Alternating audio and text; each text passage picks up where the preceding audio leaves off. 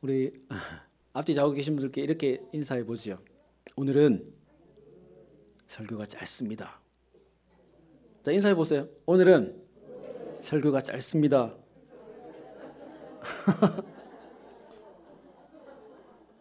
그게 그렇게 너무 좋으세요? 설교 짧아서? 짧으니까 어떻게 해야 될까요, 여러분? 네, 정신을 바짝 차리고 잘 들어야 되겠죠. 깜빡 졸다가 눈 뜨면 제가 축도하고 있을지도 모르니까 네, 잘 한번 들어보십시오. 지난주에는 베스도와 아그리빠 왕의 반응을 우리가 살펴보면서 은혜를 나누어 보았는데요. 바울은 사람들에게 무슨 소리를 들었습니까? 미쳤다는 소리를 들었지만 모든 사람이 다 나와 같이 되기를 바란다. 바울은 그렇게 얘기했습니다. 예수의 복음에 전도에 미친 사람들이 되어서 많은 사람들을 구원하고 또 교회를 세우는 일이 하나님이 가장 기뻐하시는 일이라는 것을 바울이 알았기 때문에 그렇습니다. 우리의 구원이 어디 한쪽 구석에서 일어난 일이 아니라 개인의 사건이 아니라 이미 창세전에 계획하신 일이고 온 우주가 동원된 성령의 역사였기 때문에 그렇습니다.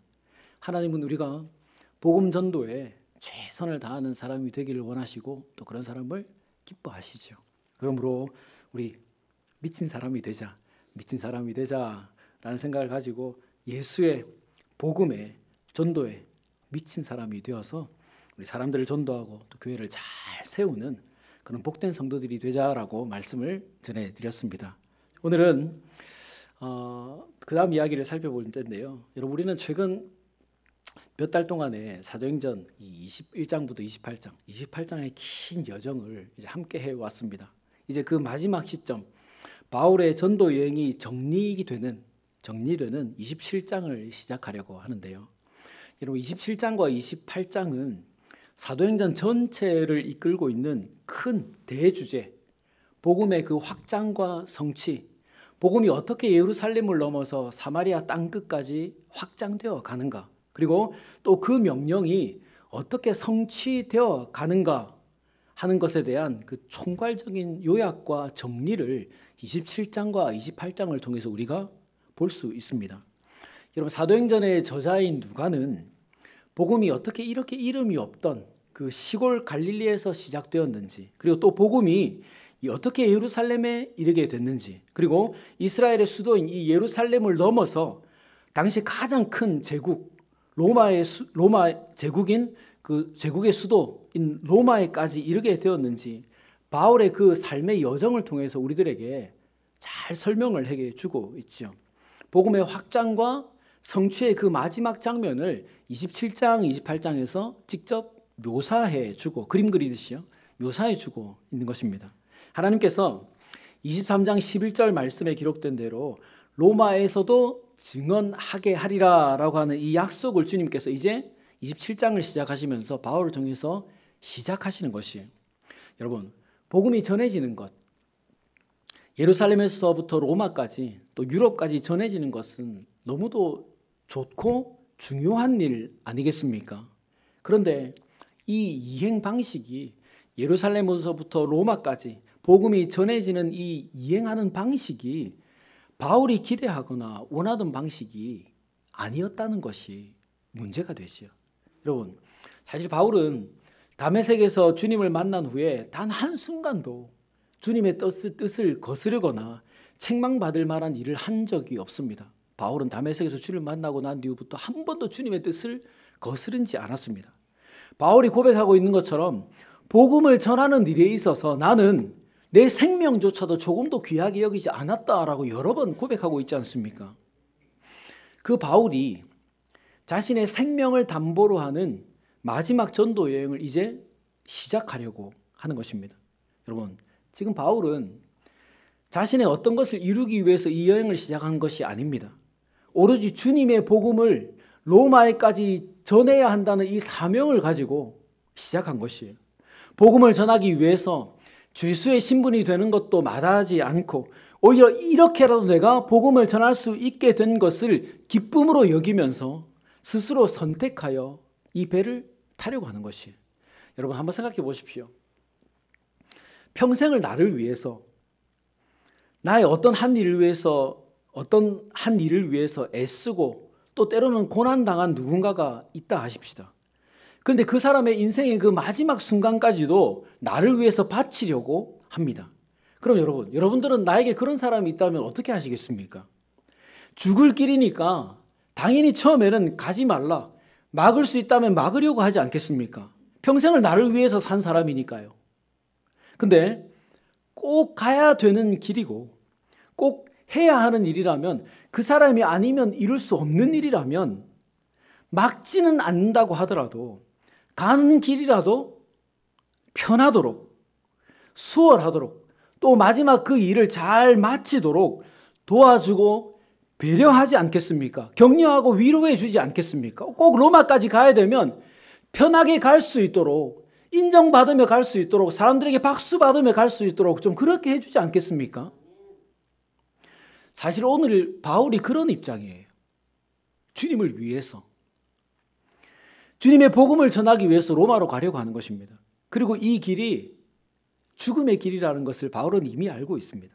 하지만 로마의 복음을 전하는 것을 바울이 피할 수가 없지요. 하나님께서 정하신 일이니까요. 그러면 로마로 가는 동안 바울을 좀 편하게요, 좋은 배 태워주고 죄수의 신분이 아니라 많이 배운 어떤 학자의 신분으로 로마 시민권을 가진 사람다운 그런 당당함과 떳떳함을 가지고 좀 갈 수 있도록 해주시면 좋지 않습니까? 그런데 지금 바울은 여러분 어떻습니까? 죄수의 신분으로 갑니다. 로마로. 지은 죄도 없는데요. 그리고 군인들의 감시와 통제 속에서 긴 배 여행을 떠나게 됐습니다. 1절 말씀에 기록된 대로 다른 죄수들과 함께 가야 합니다. 여객선 타고 나 혼자 어디에 방에 갇혀가는 게 아니라 죄수들이 가는, 종들이 타는 화물을 실어 나르는 그 죄수들이 타는 배를 바울이 타고 갑니다. 죄수의 신분으로 짐짝 취급받으면서 불편한 화물선을 타고 가는 것이, 또 언제 출발하는지, 누구와 함께 가는지, 어떻게 가는지, 어디를 경유해서 가는지 바울은 아무것도 알지 못하고 아무것도 결정할 수가 없습니다. 그저 군인들이 결정한 대로, 선장이 원하는 대로 오늘 출발하면 오늘 가는 것이고 내일 출발하면 내일 가는 것이에요.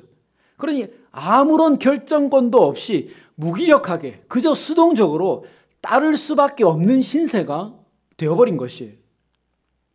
오늘 이 장면을 천천히 한번 하나씩 묵상하다가 처음에는 야, 하나님이 참 너무하신 것 아닌가, 평생 복을 위해 살아온 바울을 마지막까지도 내 목숨 내어 걸고 복음을 전하겠다고 하는 이 바울을 야, 너무 홀대하시는 것 아닌가, 바울에게 너무 단호하시다, 바울에게 인간적으로 참 섭섭함이 있었겠다. 여러분, 바울이 그 배 타면서 좀 그런 마음 들지 않았겠습니까? 혹시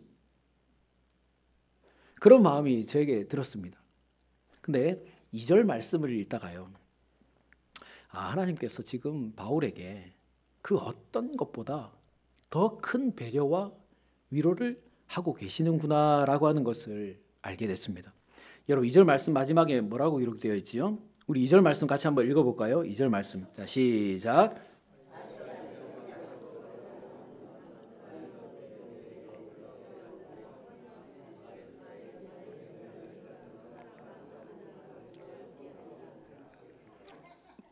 마지막에 뭐라 그러죠? 마게도니아의 데살로니가 사람 아리스다고도 함께 가니라 라고 했습니다. 지금 죄수의 신분으로 화물선을 타고 짐짝처럼 로마로 출발했는데 그 배에 아리스다고라고 하는 사람이 탔다는 것이에요. 여러분, 아리스다고가 누굽니까? 바울이 2차 전도 여행 때 데살로니가에서 복음을 전할 때 바울을 통해서 예수님을 영접한 사람이었습니다. 이 아리스다고가 그때 바울을 통해서 예수님을 영접하고 그 뒤로 바울을 계속 따라다니면서 함께 전도에 참여했던 사람이었습니다. 그 뒤로 계속 바울을 따라다니면서 바울의 3차 전도 여행 때 또 이 아리스다고가 등장하죠. 바울이 두란노에서 말씀 사역을 하다가 은장색, 그러니까 은으로 그 우상을 만들어서 파는 은장색 데메드리오라고 하는 사람한테 고소를 당하게 돼서 자필 위기에 처하게 되는데, 그때 이 아리스다고가 바울 대신 잡혀 들어갑니다. 바울이 복음 전할 수 있도록. 바울을 대신해서 자기가 잡혀 들어가서 사실 죽을 뻔하다가 풀려나게 되죠. 그러니까 바울에게는 생명의 은인과 같은 사람이었습니다. 그리고 예루살렘 교회에 구제헌금을 가지고 갈 때에도 많은 사람들의 만류에도 바울과 함께 예루살렘으로 이 아리스다고가 동행해 주죠. 그러니까 바울에게 있어서 이 아리스다고는 너무도 고마운 동역자이고 생명의 은인이고 바울의 귀한 전도의 열매이기도 한 것입니다. 여러분 골로새서 4장 말씀에 보면 바울이 이 아리스다고에 대해서 언급하는 장면이 나오는데요. 이렇게 되어 있습니다. 하나님 나라를 위해서 함께 역사하는 자들이니 이런 사람들이 나의 위로가 되었느니라. 바울이 아리스다고를 지칭하면서 이렇게 이야기하죠. 아리스다고를 복음 전도의 그 동역자로 인정할 뿐만 아니라 자신에게 위로가 되었다. 이렇게 고백하고 있는 것이요. 근데 여러분 지금 그 사람 아리스다고가 나와 함께 이 배를 탔다는 것이에요. 여러분 아리스다고가 왜 탔을까요? 아리스다고는 죄인도 아니었습니다. 이 배를 탈 이유가 없는 사람이에요. 그럼 왜 탔겠습니까?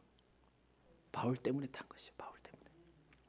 여러분 이미 바울은 빌립보서 4장에서 고백하듯이 슬픔과 기쁨, 고난과 행복 그 모든 상황에서 겪을 수 있는 그것들에 대해서 내가 일체의 비결을 배웠다 이렇게 고백했죠.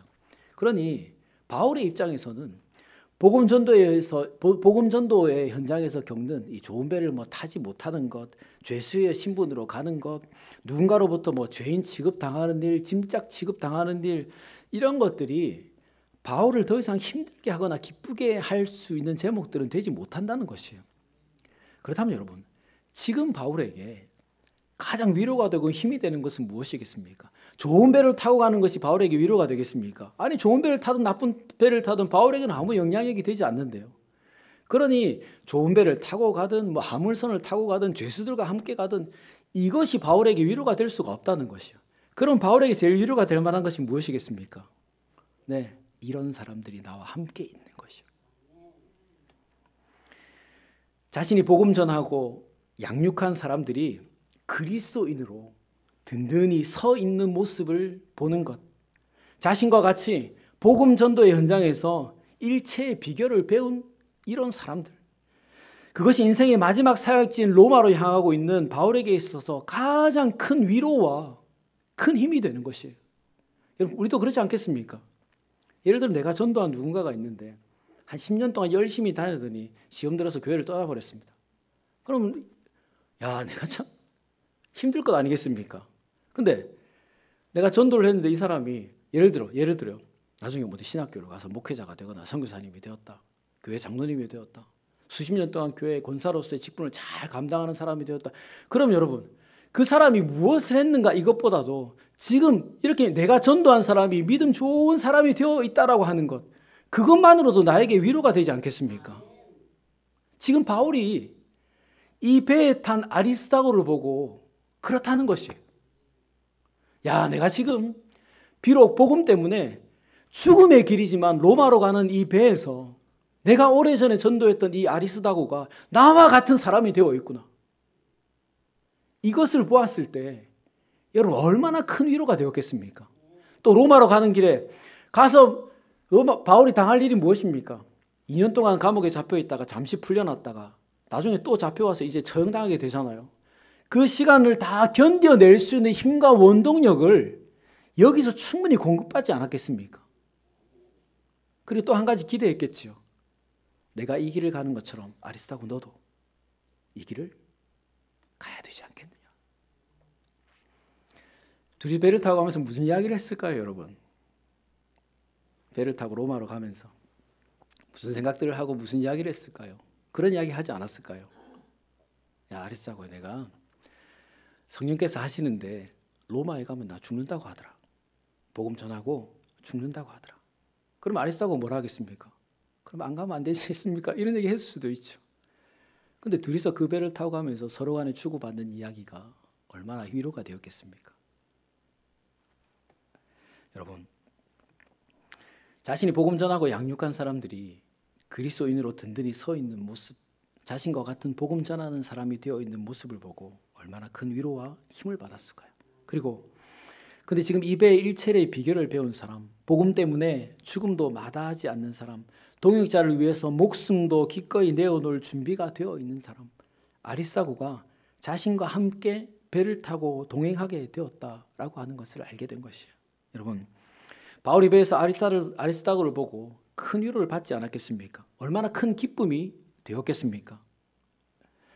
그러니 하나님은 지금 바울에게 화려한 유람선 태워주시는 것보다 편한 순풍을 만나 편안하게 순항하는 것보다 더 좋은 것을 바울에게 주신 것이에요.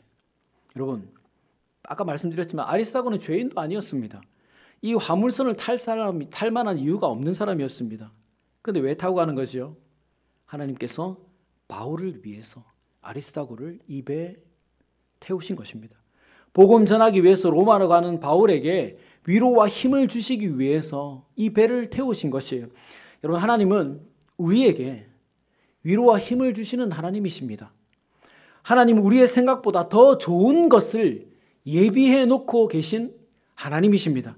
하나님 우리의 기대보다 더 귀하고 값진 것을 우리에게 주시려고 예비해 놓으신 좋으신 하나님이십니다. 여러분, 바울이 배에 오르면서 아리스다고가 탈 줄 알았겠습니까? 모르고 타는 거죠. 하지만 하나님께서 바울이 무엇을 가장 기뻐할 것인가, 지금 바울에게 가장 큰 위로와 힘이 될 것이 무엇인가 하는 것을 하나님이 이미 다 아시고 미리 준비해 놓으시는 것이에요. 우리의 삶에도 그렇습니다.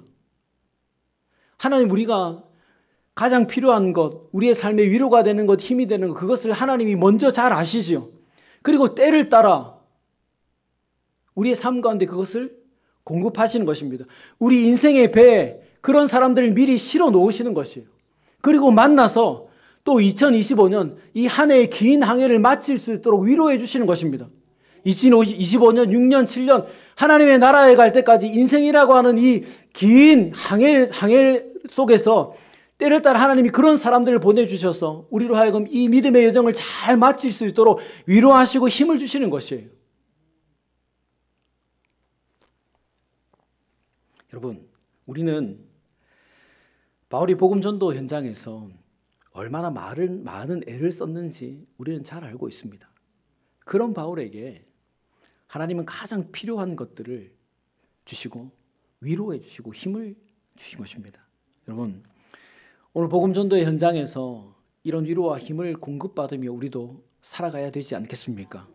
여러분, 하나님은 복음 전하는 사람, 복음 전도 현장에서 애를 쓰는 사람을 이렇게 기뻐하십니다.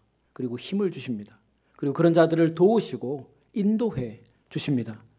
그런 삶을 친히 이끄시고 또 영광 받으십니다. 그러니 우리 다시 한 번 더요. 내가 복음을 전하며 살아야겠구나. 복음을 증거하며 살아야겠구나. 우리 결단하고 다시 한 번 더 복음 전하는 삶을 살아가십시다.